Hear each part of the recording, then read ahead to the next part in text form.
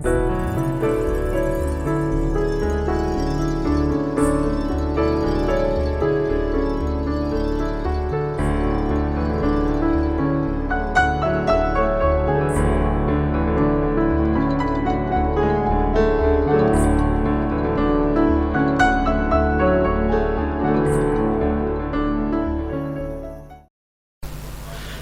श्री साई राम। भगवान बाबा के चरणों में मेरा कोटि कोटि प्रणाम। मेरा नाम अनिल शौरी है। मैं श्री सत्य साई सेवा समिति होशियारपुर से संबंधित हूँ, वहाँ का मेंबर हूँ। भगवान बाबा के बारे में आज आपसे बातचीत करने का मौका मिला है। इतनी हिम्मत नहीं है कि स्वामी के बारे में हम कुछ बात कर सकें। हाँ, भगवान के साथ मैं कैसे जुड़ा, मेरा परिवार उनसे कैसे जुड़ा और भगवान ने कितने जीवन में चमत्कार किए, भगवान ने मेरी लाइफ को कैसे बदला, ये मैं आपसे थोड़े बहुत जो मेरा कुछ एक्सपीरियंस है वो मैं आपसे शेयर करना चाहता हूँ। मैं आपको सबसे पहले बताता हूँ कि भगवान बाबा के साथ किस तरह उनसे जुड़ना हुआ। ये तब की बात है, 71 की बात है। उस समय में मैं फर्स्ट क्लास में था, पहली क्लास का बच्चा था। कुछ नहीं था भगवान के बारे में मालूम। और मैं वीरवार का दिन था, बृहस्पतिवार का दिन था। मैं अपने दोस्तों के साथ शाम को खेलता खेलता पिछले मोहल्ले में मैं चला गया। वहाँ पर भगवान बाबा का भजन हो रहा था और उस समय कोई 7:45 का समय था। तो वहाँ पर जब मैं अंदर वहाँ पर जाकर बैठा हूँ तो वहाँ पर उनका आखिरी भजन चल रहा था, सुब्रमण्यम सुब्रमण्यम षण्मुखनाथा सुब्रमण्यम। आज भी मुझे वो भजन याद है। और उसके 5-10 मिनट के बाद आरती हुई और आरती के बाद उन्होंने जी हमको ना बहुत सारा प्रसाद दिया।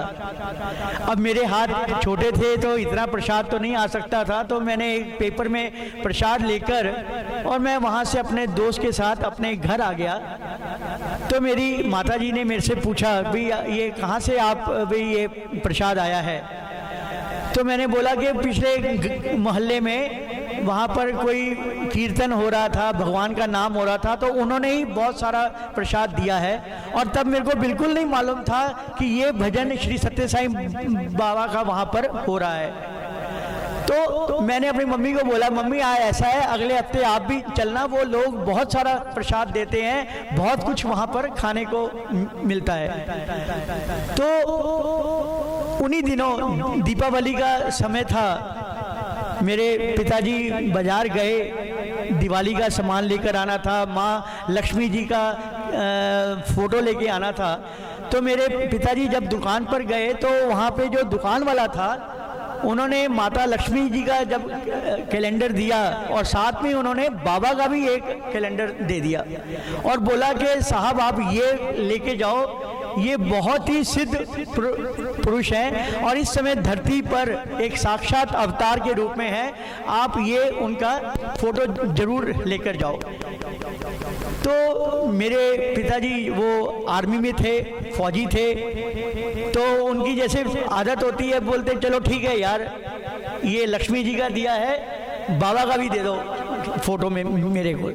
और जब मेरे पिताजी वो फोटो लेकर घर आए तो मैं एकदम से बोल पड़ा, हाँ मैं कहा ये वही है, मैं पिछले मोहल्ले जहाँ पर गया था, जहाँ पर उन्होंने बहुत सारा प्रसाद दिया था, ये वही है, इन्हीं की फोटो मैंने वहाँ पर देखी थी। और इस तरह हमने अगले मोहल्ले मैं अपने मम्मी डैडी को लेकर वहाँ पर गया और इस तरह धीरे धीरे भगवान बाबा के बारे में मेरा परिवार, मेरे मम्मी डैडी, मेरी बहन, हम सब उनसे जुड़ना शुरू हो गए। समिति के बारे में मालूम हुआ और इसी दौरान फिर मेरे पापा का ट्रांसफ़र जोधपुर में हो गया, राजस्थान में। वहाँ पर आए, वहाँ पर हमें मालूम नहीं था कि यहाँ पर श्री सत्य साई बाबा की समिति कहाँ पर है। और धीरे धीरे जब मालूम चला तो हम समिति में जाना हमने शुरू कर दिया। वहाँ पर उसके बाद हमारे एक वहाँ पर आंटी जी थी, मैं आज भी जानता हूँ उनका नाम मिश्रा, हम मिश्रा आंटी कह के बुलाते थे। तो वो उस समय बाल विकास चलाती थी, तो उन्होंने बोला भाई आप बाल विकास में आया करो। तो मैं उस समय 3rd में था, तीसरी क्लास में था। तो जब मैं और मेरी बड़ी बहन हम दोनों ने बाल विकास जाना शुरू कर दिया। बाल विकास जाने से बाबा के बारे में और भी कुछ जानने को मिला। वहाँ पर हमने भजन गाने शुरू किए और उस बाल विकास के दौरान मैं आज भी अपने उस मिश्रा आंटी जी का मैं बहुत ही थैंकफुल हूँ कि आज जो कुछ भी हम हैं यहाँ पर अपनी समिति से जुड़े हैं, मैं सोचता हूँ कि ये उन्हीं की गाइडेंस है, मिश्रा आंटी जी की गाइडेंस है कि मैं आज यहाँ पर अपने समिति का एक मेंबर के रूप में आप यहाँ पर हैं। भगवान का साथ उस समय से जो शुरू हुआ और उन दिनों की बात है, वो आंटी हमें इतना प्रेम से उन्होंने एक एक भजन के बारे में बताना, एक एक श्लोक के बारे में बताना, आरती कैसे होती है, कैसे आपने खड़ा होना है। आरती 10-10 बार होती थी, उन्होंने कपूर डालते रहना आरती के अंदर और हमने एक एक बच्चे को बुलाकर उन्होंने आरती वगैरह उन्होंने सभी से करवानी। और उस समय मेरे को अच्छी तरह याद है कि हमारे वो जो बाल विकास की जो गुरु थी, उन्होंने गीता का 18वां अध्याय हमें सबको उन्होंने सिखाया था। और गीता के 18वें अध्याय में जितने श्लोक हैं मेरे को उस समय कंठस्थ एकदम ओरली मेरे को याद होते थे। और उन्हीं दिनों हमारे स्कूल में, केंद्रीय विद्यालय जोधपुर में मैं पढ़ता था उस समय, तो हमारे स्कूल में एक संस्कृत का पोएम रेसिटेशन हुआ। तो मैंने भी अपना नाम वहाँ पर दे दिया। तो मेरे जो स्कूल के टीचर थे संस्कृत के, तो उन्होंने पूछा भाई आप क्या सुनाओगे? तो मैंने बोला जी मेरे को तो गीता का 18वां अध्याय के श्लोक मेरे को आते हैं। और उन्होंने मेरा नाम लिख लिया।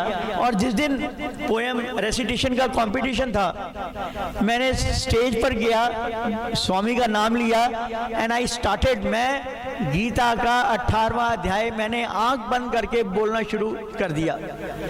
और सबसे हैरानी वाली बात है कि उस कंपटीशन में मेरे को फर्स्ट प्राइज दिया गया। मेरे को आप नहीं समझती कि इतने सारे श्लोक मैंने इतने लोगों के सामने मैंने फर्स्ट टाइम स्टेज पर बोले और कैसे भगवान बाबा का मैंने नाम लिया और आई गॉट फर्स्ट प्राइज। तो स्कूल से ही बाल विकास का बहुत बड़ा योगदान था। स्वामी ने भी बोला है कि जो बाल विकास के बच्चे हैं, they are my true soldiers. असली सिपाही जो मेरे हैं वो बाल विकास के बच्चे हैं, क्योंकि बाल विकास एक ऐसी चीज है जो बच्चों के अंदर एक नींव डालता है। आपकी नींव अगर पक्की होगी तो बिल्डिंग अपने आप अच्छी होगी। और आज उसी बाल विकास की बदौलत हम सब यहाँ पर हैं, भगवान बाबा के साथ जुड़े हैं। उसके बाद अभी तक मैंने भगवान बाबा को देखा नहीं था। तो उस समय ये बात है 1983 की। मैं होशियारपुर में अपने कॉलेज में मैं उस समय पढ़ता था। तो समिति के अंदर जहाँ पे मैं जाता था, समिति का भी मैं अगर अपना वाक्य सुनाऊं कि मैं जब होशियारपुर में था तो कैसे मैं अपनी समिति से जुड़ा। तो मैं उस समय बीकॉम फर्स्ट ईयर में था मैं। तो मेरे गले में बाबा का लॉकेट था। तो हमारे इंग्लिश के प्रोफेसर थे जो हमको पढ़ाते थे। तो उन्होंने जब क्लास में आए और वो अपना लेक्चर वगैरह दे रहे थे घूम घूम के, तो उन्होंने मेरे गले में बाबा का लॉकेट देखा। तो मेरे को बोलते हैं कि क्लास ख़त्म होने के बाद आप मेरे को मिलना। तो क्लास ख़त्म हुई, मैं उनसे मिला। उनका नाम श्री प्रोफेसर गौर हैं, अभी भी हैं वो, एंड आई पे ड्यू रिस्पेक्ट टू हिम। तो जब मैं बाहर निकला तो उन्होंने बोला कि आप साईं बाबा जी को मानते हो? मैं कहा जी हाँ जी मैं उनको मानता हूँ। तो कहते आप समिति में आया करो। तो मैंने कहा जी मेरे को नहीं मालूम कि होशियारपुर में समिति कहाँ पर है।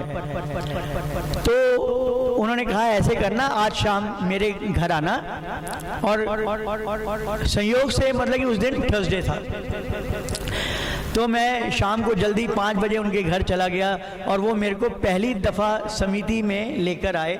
और आते सारी उन्होंने सबसे आगे मेरे को बिठा दिया कि जी आज भजन आपने गाना है। क्योंकि मैंने उनको बताया था कहते हैं कि जी मैं भजन वगैरह थोड़े बहुत गाता हूँ, तो वहाँ पर उन्होंने मेरे को बिठा दिया और इस तरह मैं होशियारपुर समिति से जुड़ गया मैं। उसके बाद 83 में ही हम जब पुट्टापर्थी पहली दफ़ा गए, वहाँ पर बाबा को जब पहली दफ़ा देखा, मेरे को, मैं उस समय अकेला ही गया था, मेरे को याद है मैं चेन्नई आया हुआ था अपने घर पर। अच्छा, मैं जी छुट्टियां थी तो मैं चेन्नई आया अपने मम्मी डैडी के यहाँ पर, क्योंकि मैं होशियारपुर में अपने नाना जी के पास रहता था, पढ़ाई के लिए मैं होशियारपुर आया था। तो मैंने मम्मी को बोला कि मम्मी मैं पुट्टापर्थी जाना चाहता हूँ। तो मम्मी बोलते हैं ठीक है। और मैंने जब पता किया कि जी चेन्नई से बस जाती है और इस तरह बाई बस मैं पुट्टापर्थी पहुंचा। शाम के 5 बजे का समय था जब बाबा अपने दर्शन दे रहे थे। उस समय ये कुलवंत हॉल वगैरह कुछ भी नहीं था, ओपन था, मिट्टी होती थी वहाँ पर, लाइनें लगती थी। मेरे को मालूम नहीं था मैं कि चप्पल वगैरह वहाँ पे अंदर लेकर नहीं जा सकते, तो मेरे पास छोटा सा हैंड बैग था। मैंने अपनी दोनों चप्पल हैंड बैग में डाली और मैं स्वामी के दर्शन के लिए वहाँ पर बैठ गया। मेरी माताजी ने मेरे को चिट्ठी दी थी कि भाई अनिल जब तू जाएगा तो ये चिट्ठी बाबा को दे देना। चिट्ठी मेरे बैग में थी और जब स्वामी आए तो मेरे से कोई 4-5 फुट की दूरी पर थे, तो चप्पल मेरे बैग में थी, मैं आके बैठा ही था। तो मैंने फटाफट चिट्ठी निकाली और मैंने अपना हाथ बढ़ाया। 4 फुट की दूरी पर स्वामी थे और स्वामी ने भी अपना हाथ उतना ही बढ़ाया और स्वामी ने मेरी चिट्ठी एक्सेप्ट कर ली। मैं बहुत खुश हुआ कि स्वामी एटलीस्ट चलो मम्मी ने जो चिट्ठी दी थी आपने एक्सेप्ट कर ली। और मैं वहाँ पर एक दिन रहा and next day I came back. मैंने पहली दफ़ा स्वामी को साक्षात देखा था। उसके बाद भगवान से जुड़ना शुरू हुआ और ऐसा जुड़ता गया। और सबसे बड़ी बात है कि भगवान का जब 1985 में 60th बर्थडे था तो पंजाब की तरफ से मेरे को भी वहाँ पर जाने का मौका मिला, जहाँ पर पंजाब कैंटीन पहली दफ़ा स्टार्ट हुई थी। कोई बिल्डिंग नहीं थी, सिर्फ ओपन एरिया में शेड वगैरह होता था। तो वहाँ पर पंजाब कैंटीन स्टार्ट हुई है। और संयोग की बात है कि होशियारपुर समिति की जो ड्यूटी थी सुबह 4 से 8 और शाम को 4 से 8, ये वो 2 समय हैं जब सुबह भी स्वामी दर्शन देते थे और शाम को भी दर्शन देते थे। और आप बिलीव कीजिए मैं 8 दिन मैंने कोई स्वामी के दर्शन नहीं किए। हम अपनी कैंटीन की ड्यूटी में ही लगे रहे। और जिस दिन बाबा का बर्थडे था तो जो सत्य साई स्टेडियम है वहाँ पर बाबा का फंक्शन होना था। तो उस दिन मैं मेरा जो दोस्त था उसके साथ सुबह हम 3 बजे मैं उठ के पानी की बहुत वहाँ पे नहीं था, तो हमने जी सुबह तैयार होके मैं 5 बजे ही हम स्वामी के स्टेडियम में पहुँच गए। And that was my experience कि भगवान का 60th बर्थडे देखने का मौका मिला।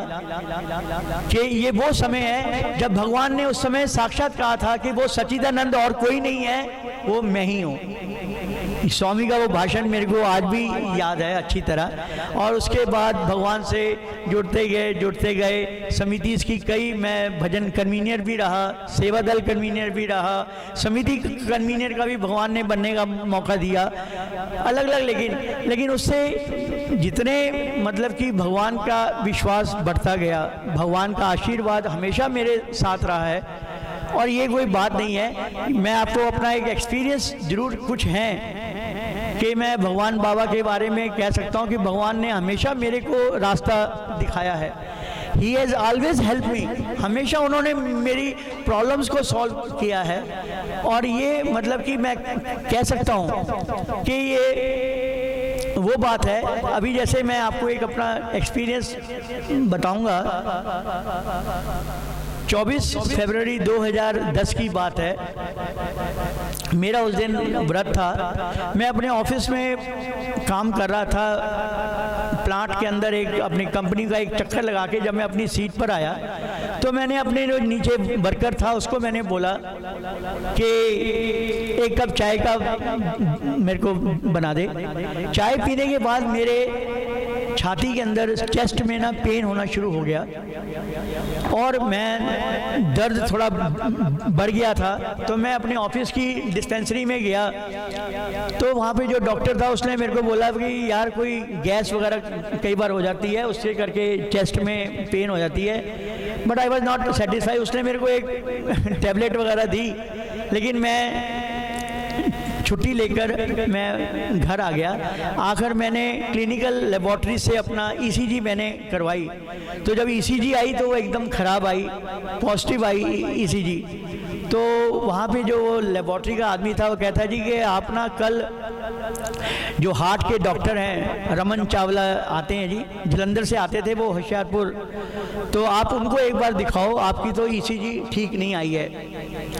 तो मैं अगले दिन डॉक्टर रमन चावला जी के पास गया। उन्होंने मेरे टेस्ट वगैरह किए, टीएमटी वगैरह हुआ, ईसीजी हुआ। सारे टेस्ट होने के बाद वो बोलते हैं जी आपकी तो ब्लॉकेज आई है, तो विद इन 1 मंथ आपको ना ऑपरेशन करा लेना चाहिए। मैं बड़ा परेशान हो गया कि स्वामी मेरी हेल्प करो। तो उन दिनों की बात है, कांगड़ा के पास एक जगह है लंज, जहाँ पर भगवान बाबा की बहुत लीला होती थी। वहाँ पर आप कुछ भी अगर प्रश्न करो तो उसका उत्तर मतलब कि आता था। तो मैं वहाँ पर गया नहीं मैं, तो मेरे पड़ोस में डॉक्टर केडी शर्मा जी थे, तो वो शाम के समय मेरे घर में बैठे हुए थे। तो उन्होंने मेरे को बोला भी अनिल तू एक बार बाबा से क्यों नहीं वहाँ पर कांगड़े में बात करता। मैं कहा ठीक है जी। तो मैंने मोबाइल से मैंने फ़ोन किया जो वहाँ पर डॉक्टर थे जिनका वो रेजिडेंस था। तो मैंने उनको बोला भी ऐसे ऐसे मेरी हार्ट की प्रॉब्लम आई है, तो भगवान बाबा जैसे कहेंगे मैं वैसे ही करने को तैयार हूँ। तो उसने मेरे को बोला कि भाई अनिल ऐसा है, मैं मोबाइल बाबा की चेयर के पास रख रहा हूँ, जो तुम्हारी प्रॉब्लम है यू टेल टू हिम।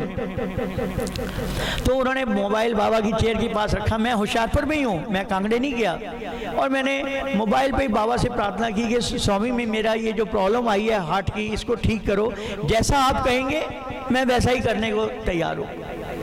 और मैंने प्रार्थना करके मोबाइल बंद कर दिया। 2 दिन तक कोई जवाब नहीं आया।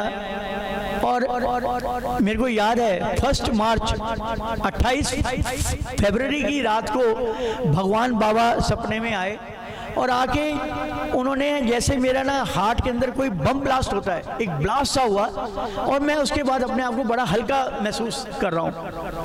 और सुबह ही उस जो कांगड़ा में डॉक्टर थे जिनके यहाँ बाबा की लीला होती थी, उनका फ़ोन आ गया 9 बजे।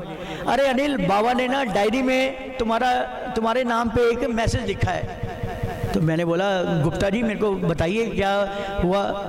तो मैंने उनको रात वाला सपना नहीं मैंने कोई उनको बताया था। तो डायरी में आज भी वो उनके पास डायरी है जहाँ पर 1 मार्च 2010 की ये बात है। और डायरी में लिखा है अनिल बेटा ऑपरेशन की ज़रूरत नहीं, मेरा आशीर्वाद है, समय आने पर बताऊंगा। और ये 3 लाइन बाबा ने जब उसने मेरे को मोबाइल पे फ़ोन पे उसने मेरे को सुनाई, और मेरे को बड़ा विश्वास हो गया, कॉन्फिडेंस हो गया कि अब दुनिया की कोई ताकत मेरे को मतलब कि मेरे को कुछ नहीं कर सकती। मेरी बीमारी अपने आप दूर हो गई है हार्ट की। तो लेकिन 2-3 दिन के बाद डॉक्टर चावला ने जो मेडिसिन दी थी, मेरे को दोबारा जाना था वहाँ पर चेकअप के लिए। तो मैं दोबारा डॉक्टर चावला के पास जब गया, उन्होंने मेरे को लिटाया और ईसीजी की, और ईसीजी एकदम ठीक आई। ईसीजी जब ठीक आई तो बोलते हैं कि अनिल भाई तुम्हें कोई पेन हो रही। मैं कहा डॉक्टर साहब अब तो कोई पेन भी नहीं हो रही। 1 तारीख के बाद मेरे को कोई पेन नहीं हो रही है। और उन्होंने फिर बाकी भी जो देखा, टेस्ट किए, तो बोलते हैं कि जी आप झूठ तो नहीं बोल रहे कुछ। तो मैंने बोला डॉक्टर साहब मैं कोई झूठ नहीं बोल रहा हूँ, मेरे को पेन जो थी वो बंद हो गई है, अब मैं एकदम ऑलराइट हूँ। उन्होंने जी अपने आप को एक गाली सी उन्होंने अपने आप को दी और बोला कि मेरा 25 साल का एक्सपीरियंस है कि मैंने जिस पेशेंट को हार्ट के बारे में बोला है वो आज तक मतलब कि उसका मैंने ऑपरेशन किया है, तुम्हारे केस में मेरे को समझ नहीं आ रहा। फिर उन्होंने सोच के बोलते हैं ऐसे करो, दवाई खानी शुरू कर दो। और डॉक्टर साहब ने मेरे को एक ब्लड प्रेशर की, एक खून पतला करने की, एक शुगर की दवाई दे दी। मैंने वो दवाई जी 5-6 महीने खाई और जब बाबा का बर्थडे था 23 नवंबर को मैं पुट्टापर्थी गया तो वहाँ पर बहुत सारे डॉक्टर्स आए थे, तो मैंने अपनी वो कंप्लीट फाइल में लेके गया था, उनको दिखाई और उन्होंने बोला कि जी यू आर 100% ऑल राइट। और बाबा का ऐसा दिवाया कि बिना ऑपरेशन मेरा बाबा ने ट्रीटमेंट किया। ये भगवान का मैं बहुत बहुत शुक्रगुजार हूँ। स्वस्ति प्रजाभ्य परिपालयन्ता न्यायेन मार्गेण महे महिषाः गोब्राह्मणेभ्यः शुभमस्तु नित्यम् समस्तलोका सुखिनो भवन्तु।